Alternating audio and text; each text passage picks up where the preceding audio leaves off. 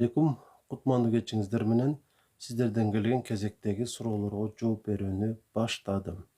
Алгачкы суроо: таманым кызып, көкүрөгүм кысылып, түнү ойгоно берем. Демек, таман кызыгандан баштай берели. Ар бир эле симптомдун эки себеби болот. Же физиологический, же патологический. Физиологический деген бул ооруудан эмес, адатта болуп туруучу организмдеги бир өзгөрүүлөрдөн. Мисалы, ушул эле таманын кызыганын ала турган болсок, эртеден бери бир түрдүү абалда, мисалы олтурган абалда же тик турган абалда көп убакыт калышыңыз мүмкүн. Бул физиологиялык жагы болуп эсептелинет. Ал эс алгандан кийин калып кетет. Экинчи тарабы бар маселенин. Бул патологиялык, тагыраагы ар кандай оорулардан улам дагы таманыбыз кызышы мүмкүн. Мисалы, ошол жердеги кан тамырлардын оорулары болушу мүмкүн. Тромбофлебит мисалы үчүн. Андан сырткары ашча салмактуулук деле ушул нерсеге себепчи болуп кала берет. Анан кант диабети дагы ушул таманын кызышына себепчи болушу мүмкүн. Айта берсе көп, ошондуктан эгерде так аныктайм десеңиз, көпкө чейин олтуруп сиз менен сүйлөшүш керек болот. Ошондо маселеге чечим чыгып, эмнеден улам таманыңыз кызып жатканы аныкталат. Ал эми көкүрөгүңүз кысылганы болсо, бул дагы жана айтканымдай сөзсүз эле оорудан эмес, физиологиялык себептерден улам ушундай белги болушу мүмкүн. Андыктан өтө маани бербейсиз. Балким ушул укташтан мурда сыртка чыгып, жылаң айлак бир аз басыш керек, 5-10 мүнөт. Ушул сизге туура чечим болуп бериши мүмкүн. Ушуну аткарып көрүңүз.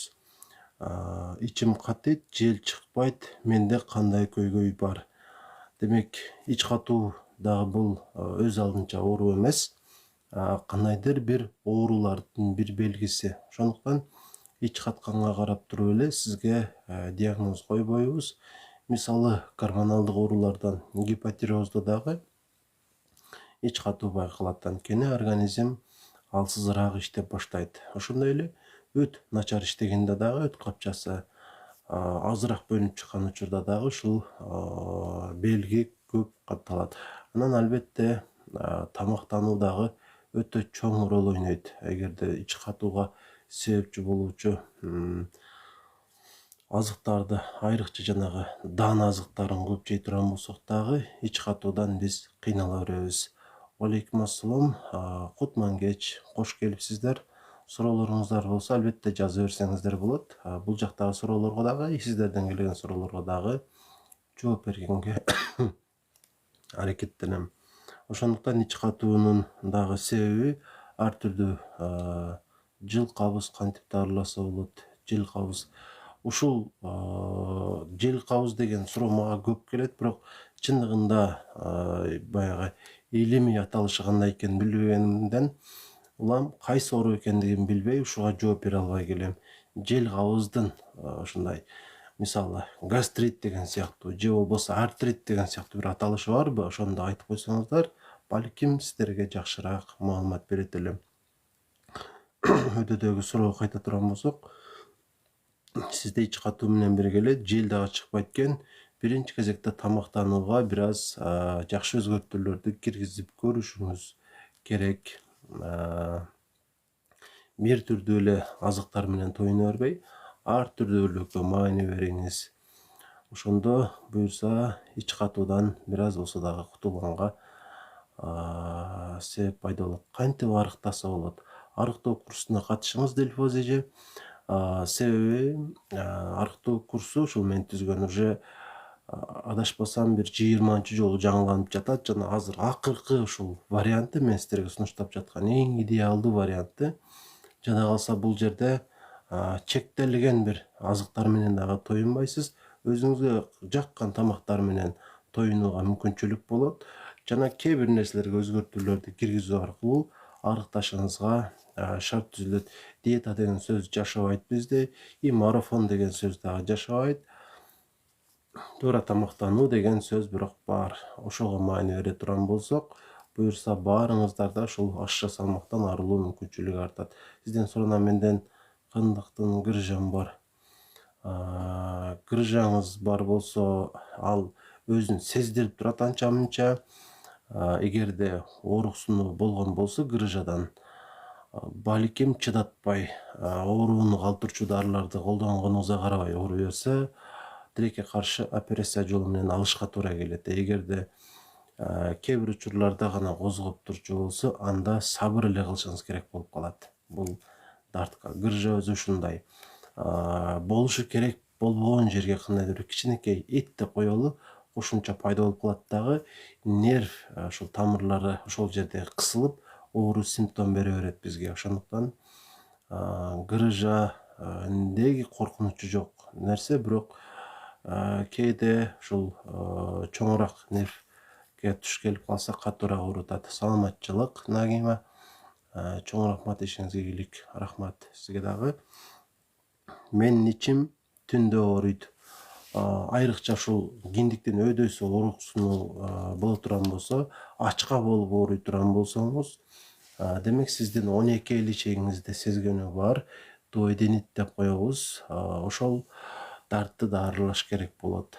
Эгерде ооруксунуулар башка жактарда, мисалы оң жак, сол жак төмөнүрөөктө болсо, анда албетте сизде колит болушу мүмкүн. Ага дагы өзүнчө көңүл буруш керек болуп калат.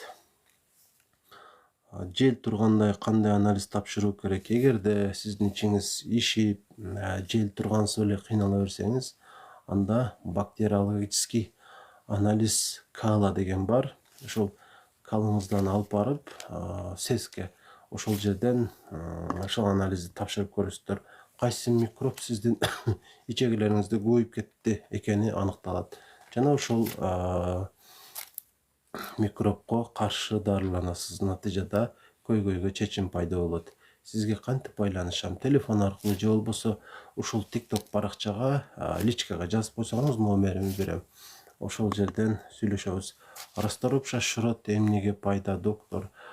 Албетте башка ошол өсүмдүктөр сыяктуу эле бул дагы табигый, биринчиден анан организм үчүн көп өзүнүн касиеттерин тийгизе турган артыкчылыктары бар. Айрыкча биздин ушул боорубузга оң таасир этип, боордун клеткаларын бекемдеп берет жана тамак сиңирүүгө катыша турган өт суюктугун ушул боорубуздан көбүрөөк бөлүнүп чыгышына шарт түзөт. Анан өт капчасын дагы жакшы иштетип берет. Дал ушул өсүмдүк. Андан сырткары бул рак оорусунун алдын алуучу дагы өсүмдүктөрдүн катарына кирет. Жана ошондой эле албетте башка өсүмдүктөр сыяктуу эле мында дагы витаминдер бар, микроэлементтер бар. Сөзсүз түрдө колдонсоңуздар өкүнбөйсүздөр. Бирок эскертип коеюн, эч бир өсүмдүк, эч бир чөп ошо катары растворупша деле дары катары саналбайт. Кандайдыр бир ооруну жоготуучу касиетке ээ эместикке каршы. Жел токтобой жатса кандай дарыланса болот? Жел токтой жатса эспумизан ичип көрүңүз. Эспумизан. Мен шишей берем, эмне үчүн? Тамак жебесем жакшы жүрөм.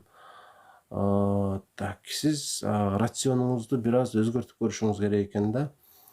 Ошондо жакшы болот. Балким сиз жанагындай тез татымдарды көп жейтирсиз, ширин сууларды көп жейтирсиз. Мага белгисиз. Ошондуктан жеке байланыссак, балким көйгөйүңүздү аныктап бермекмин. Менде өпкөдө декабдак бар деп жатат, алдырсам жарым жан болуп каламбы деп коркуп жатам. Жооп берип коесузбу? Дак болсо, ошол нерсенин ошол чындыгында эмне экенин аныкташ керек да. Балким буга чейин туберкулез болуп ошодон калып кеткен нерседир. Балким доброкачественный бир опухолдор табиятын аныкташ керек болуп калат ошол клетканын. Анан өпкө кичинекей орган эмес, эң чоң органдардын катарына кирет өпкө.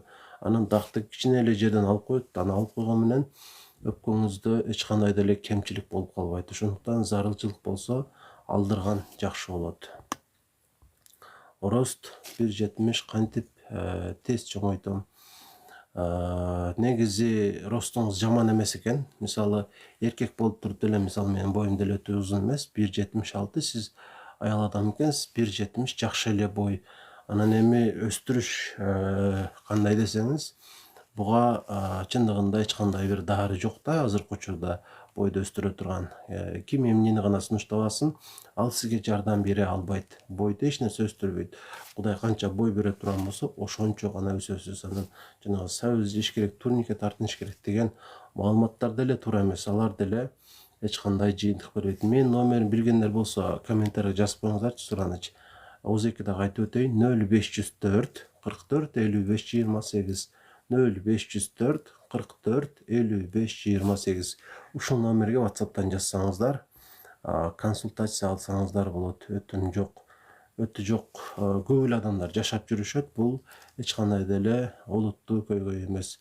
Бирок эгер өтө таш болуп, мисалы, ушундай бир ситуациялар болуп жатса, колдон келишинче сактап калууга аракет кылыш керек. Алмак как менен өрүктүн кагын кайнатып ичсе боорго өткө пайдасы кандай болот? Албетте, булар деле башка азыктар сыяктуу пайдалуу азыктар, бирок тескерисинче буларды ичпегениңиз эле жакшы. Анткени ашыкча фруктоза боорго терс таасир этет. Анын ишине тоскоолдук жаратат. Андыктан буларды ичпей эле коюңуз. Албетте, кээде бир 2-3 даанадан жеп турсаңыз өзүнүн пайдасын бере берет, бирок ашыкчасы зыян. Ар бир эле нерсенин, жада калса сууну деле ашыкча жеп турган болсоңуз, ал дагы организмди иштете берет. Расторопши эмнеге каршы? Бул суроого жооп бердим. Сиз менен кантип байланышабыз? Личкага жазып койсоңуздар, TikTok'тан номерин берем, ошол жактан консультация алганын байланыша бересиздер. Анан эгер мен менен байланышам десеңиздер, дароо эле ушул көйгөйүңүздөрдү айтпай, консультация кандай болот, ушуларды сурап, андан кийин маселеңиздерди айтсаңыздар болот. Себеби жөн эле туп эле төлөмүн төлөбөй туруп эле суроого жооп алып алам деген бул жакшы эмес. Албетте, кээде бир суроо болсо жооп берип койшумага маселе эмес. Бирок эгерде сиздин көйгөйүңүз болуп жатса, ага жооп бериш үчүн сөзсүз түрдө консультация акча төлөшүңүз керек болот. Ушул нерсени эске алып коюңуздар. Атеросклероз диагнозу лечение кылса таза кетеби? Атеросклероз тилекке каршы кетпейт. Бир гана жолу бар, жанагыдай азыркы жаңы технология чыккан го. Кан тамырынын ичине кирет, атын эстей албай турам, ошол аркылуу тазалайт. Дары-дармек, чөп, ушулар менен атеросклерозду кетирүү мүмкүн эмес. Эгерде атеросклероз сизде бар болсо, анда ЛПНП деген анализди сөзсүз түрдө тапшырыш керек болуп калат. Себеби начар холестерин көбөйгөн болсо, аны азайтканы дары ичиш керек болуп калат. Себеби аны ичпей турган болсоңуз, атеросклероз дагы да көбөйөт. Ал дары атеросклерозду азайтпайт, бирок анын андан ары көбөйүп кетишинин алдын алып турат да. Инсульт, инфаркт ооруларын алдын алат. Ошондуктан ЛПНП деген анализди тапшырасыз, эгерде сизде атеросклероз бар болчу болсо. Коңурук тартып калдым. Кантсем болот? Коңурукка тилекке каршы бул оору катары эсептелбейт. Анын үстүнө мен жооп таба алган эмесмин. Кантип коңурукту кетириш керектиги боюнча. Дильфуза менин номериме туура эле жаздыңыз, бирок бул жака чыкпай калыптыр. Ушул номерге байланыша бериңиз WhatsApp'тан, сүйлөшөбүз. Рахмат. Долихосигманы дарыласа болот. Долихосигма деген ичеги бир аз узарып калды деген сөз, копол айтканда. Жана муну дарылоого муктаждык болбойт деле, болгону ишти катырбаган аракет кыласыз. Ошондо долихосигма сизге зыянын тийгизбейт. Эгер өтө узарып кеткен болсо, тилекке каршы операция кылып, ичегини бир аз кыскартыш керек болуп калат. Расторопшо уйку безге зыяны жок. Номерин кайталап коесузбу? 0504 44 55 28. 0504 44 55 28. Өтүм жок. Тамак жесем эле ичим ишип кетет. Өтүм жок. Тамак жесем эле ичим ишип кетет. Тамакты бир аз азыраактан жеңиз, биринчиден глюкоза азайтыңыз кичине. Анан ар түрдүүлүккө көңүл буруңуз. Өтө эле майлуу тамактарды жебеңиз. Анан жанагы панкреатин деген дарыларды ичип туруңуздар. 0504 44 55 28. Сол бутум уюп турат, көп бассам, омурткаданбы. Грыжа болушу мүмкүн. Грыжа болушу мүмкүн. Мына менин номериме Дильфуза Так, жазды бул жака. Азыр ушул номерди закрепить этип коебуз. Ушул номерге байланыша бересиздер. Мен жүрөгүм тез согуп ойноп кетет. Көрүнсөм жакшы дейт. Өзү жүрөк 1 минутада 60 жолдон ашык, 90дон көп эмес жолго чейин согот. Анан эгер ушудан ашык болчу болсо тахикардия дейбиз. Эгерде текшерилгениңизде жакшы дей турган болсо, балким күмөнүңүз болсо, анда суточный деген ушундай холтер аппаратка түшүп көрсөңүз болот. Анан кардиологдун көзөмөлүндө болуп туруш керек. Калкан сымал бездин гормондорун тапшырып көрүш керек. Ошондон дагы ушундай симптом берет. Эгер алар дагы жакшы болсо, анда тилекке каршы сиздин мээңизде ушул маселе болуп калат да. Тревожный расстройство, жанагы паническая атака деген бир диагноздор бар го. Ошолордон дагы болушу мүмкүн. Табарсыгым муздактан бүрүшүп кетет, эмнеден кайра калыбына келбейт, эмне себеп бүрүшүп кетет, эмнеден. Сиздин эң алсыз жериңиз ошол экен да, ошон үчүн ошол жактан кыйналасыз. Ар бир адамдын алсыз жери болот. Эгерде жөнөкөй эле бир оору менен ооруп калса дагы, ошол жерине биринчи таасир этет дагы, ошол жери кыйнала берет. Сиздики ушул табарсыгыңыз экен. Эми буга атайын бир сунуш жок. Колдон келишинче ден соолукту жакшыртууга аракет кыла беришиңиз керек. Пепси ичпеңиз. Өттө таш, панкреатит болсо, оорузу кармаса болобу? Бул суроого ооба деп жооп берем. Себеби ачка жүрүү ташты козгобойт деле. Анан эгерде панкреатит болсо, тескерисинче ушундай көбүрөөк убакыт ачка жүрүп турганыңыз дагы кээде жакшы болот да. Анан эми ар кимдин организми ар кандай. Анын үстүнө жанагы панкреатит болгон диагноздо тез аз-аздан тамак жегиле деп сунуш беребиз. Анан кээде ачка жүргөн деле пайдалуу да. Уйку без үчүн дагы байкаш керек, көзөмөлдө болушуңуз керек. Кантип арыктаса болот? Бул суроого жана жооп бердим. Арыктоо курсуна катышыңыздар. Эң идеалдуу вариантты сиздерге сунуштап жатам. Азыркы учурда катышып жаткандар аны билишет. Дээрлик кыйналбайсыздар, бирок салмак таштай бересиздер. Эмне жегиңиздер келсе, ошонун баарын жегенге мен мүмкүнчүлүк берем. Жана ошондой эле бул ушул курсубуз азыр нутрициологиялык жактан дагы сапаттык көрсөткүчкө жетти десем болот. Анткени ар бир тамактын, ар бир азыктын ушул бизге тийгизген таасири канчалык деңгээлде салмак коштурат, салмак кошпош үчүн канча жеш керек дегендей бир суроолорго дагы жооп пайда болуп жатат. Бир гана бул эмес, ушул акыркы арыктоо курсунда айта турган болсом, кошумча катары 30 күнгө 30 түрдүү ооруга мүнөздөмө берилет. Мисалы, сизде кант диабети деген оору бар дейли. Жана ушул 30 күндө сунуштала турган 30 ооруга маалымат бергенде, ушул оору жөнүндө дагы маалымат болгондуктан эмне кылышыңыз керек экендигин түшүнө аласыз. Ар бир адам өзүнүн оорусуна бир жакшы кеңеш ала алат да. Жыл сайын 2 ай балдарыма йодомарин 100дөн 1 маал 1 таблетка берем. Зыяны жок. 2 ай берсеңиз деле зыяны жок. Бере бериңиз. Балам, мен цистит боло беремин, не кылсам болот? Иче алсам дагы кайра боло беремин. Демек, организм алсыз экендигин билдирет, тилекке каршы. Ошондуктан буга кантип жооп берем? Колдон келишинче ден соолукту жакшырта бериңиз. Тамак ашты ар түрдүү кылыңыз.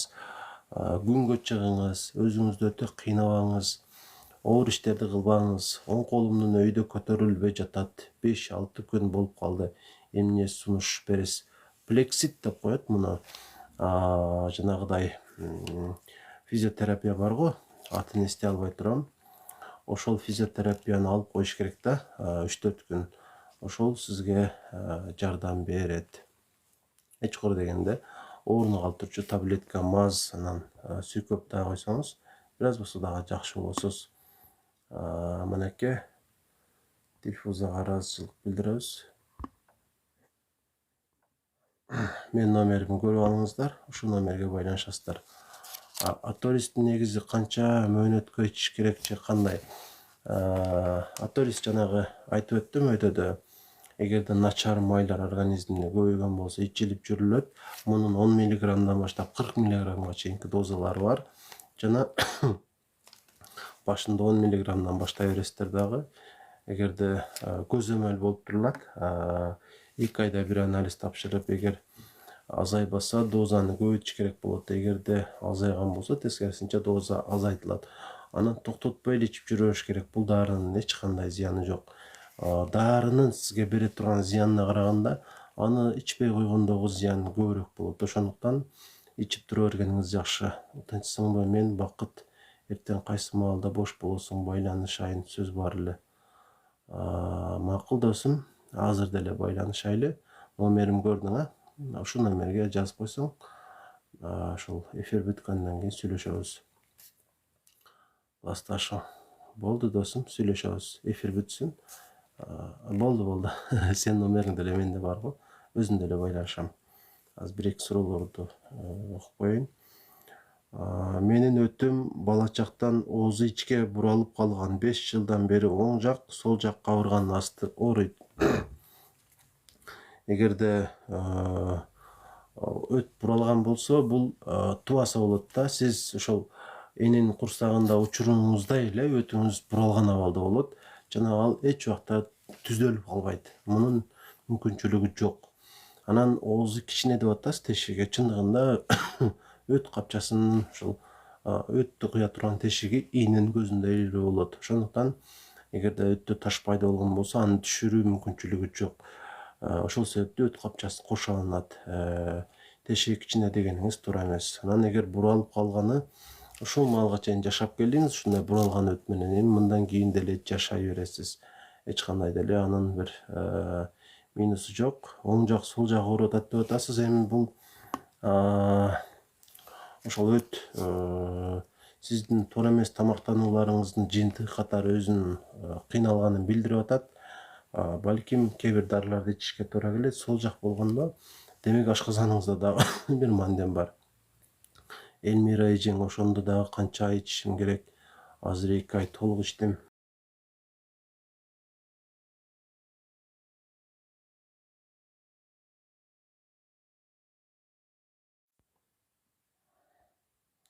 Кандай сиңирим, өтүмдө чоң таш бар, эмне кылсам болот? Чоң таш бар болсо, байкап көрөсүз. Бир жолу болсо дагы ал катуу ооруткан болсо, демек приступ берди. Эгерде эч убакта ал приступ бербеген болсо, дээрлик эч нерсе кылынбайт да. Чоң таш деп кайсы таш эсептелинет? Мисалы, 1 сантиметр же андан чоң таштарды биз чоң деп эсептейбиз. Ага чейинкилери кичинекейирээк болот. Кантип диета кырмабай арыктаса болот. Өлмас Мусаева арыктоо курсуна катышыңыз. Ошондо диета кармабай эле арыктайсыз. Менин өтүм ооруйт, эмне кылсам? Эмне ичсем болот? Эгерде сиздерде кандайдыр бир оору болсо, сөзсүз эле ага дары ичиш керек эмес. Оорунун козгогон учуру болот, жакшы учуру болот да. Мисалы, ооруп калат да, анан канчадыр бир убакыттан кийин ал оору токтойт, бирок УЗИге түшкөнүңүздө өт ооруйт деп чыга бериши мүмкүн. Бул ооруп жатканын билдирбейт. Ошондуктан сөзсүз эле дары ичишке сизде муктаждык жок. Аллохол ичсем болобу өтө ооруганга? Албетте, зарыл учурда ушул дары менен дагы бир кыйла жакшы кылып алсак болот өттү. Бирок ушуга эле таянып албаңыздар. Зарылчылык болсо, жакшы болбой атсаңыз, кеңеш алганы дагы бир терапевтке, болбосо гастрентологко барсаңыздар жакшы болот. Сиздерден келген суроолордун баарына жооп бердим. Баракчага катталып коюңуздар. Анткени сиздер үчүн пайдалуу маалыматтар байма-бай чыгып турат.